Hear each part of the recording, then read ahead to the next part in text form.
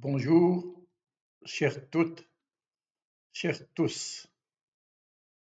Aujourd'hui, je vais essayer de vous présenter un livre de témoignages insupportables d'écrivaines torturées,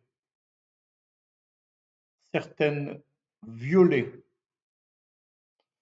durant la guerre de libération algérienne, violées et torturées par l'armée coloniale française. Un livre de mémoire, un livre d'hommage, un livre de vérité. Pendant la guerre de libération,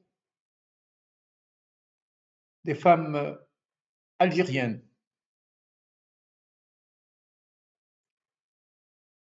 écrivaines, militantes, combattantes, ont subi des violences extrêmes de la part de l'armée française. Ces violences étaient étouffées par le silence politique et médiatique.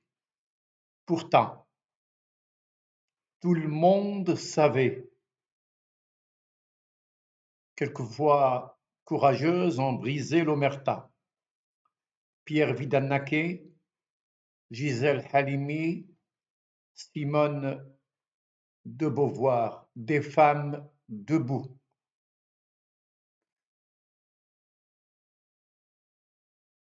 Voici quelques extraits, quelques courts extraits que j'ai choisis. Elles étaient torturées puis violées. C'était considéré comme tout à fait normal. À l'époque, trop peu osaient parler, dénoncer ce crime contre l'humain. Une des torturées, qui fut arrêtée le 28 septembre 1957, racontait: j'étais allongé nu, toujours nu. Ils pouvaient venir 2 ou 3 fois par jour.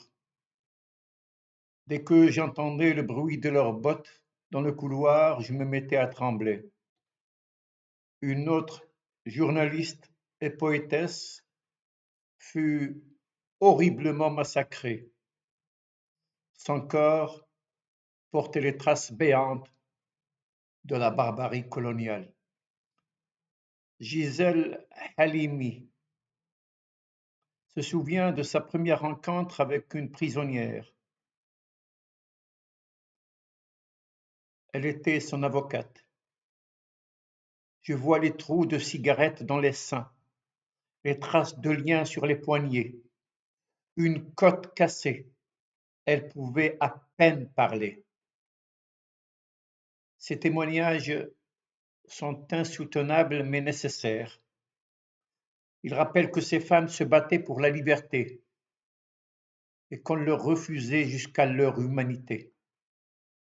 Aujourd'hui encore, il est essentiel de rouvrir ce dossier par respect pour elles, par respect pour toutes les femmes,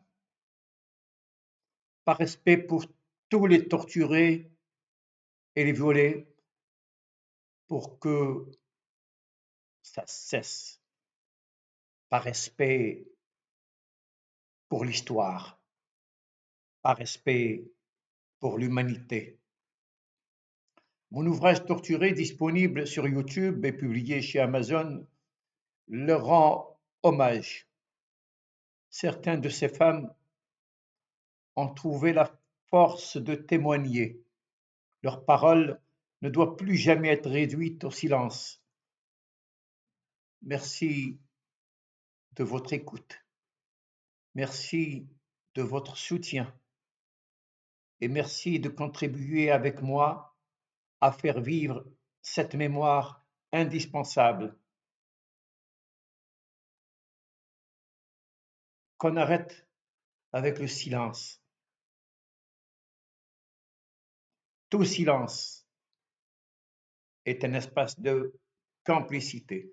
Merci beaucoup, chers amis.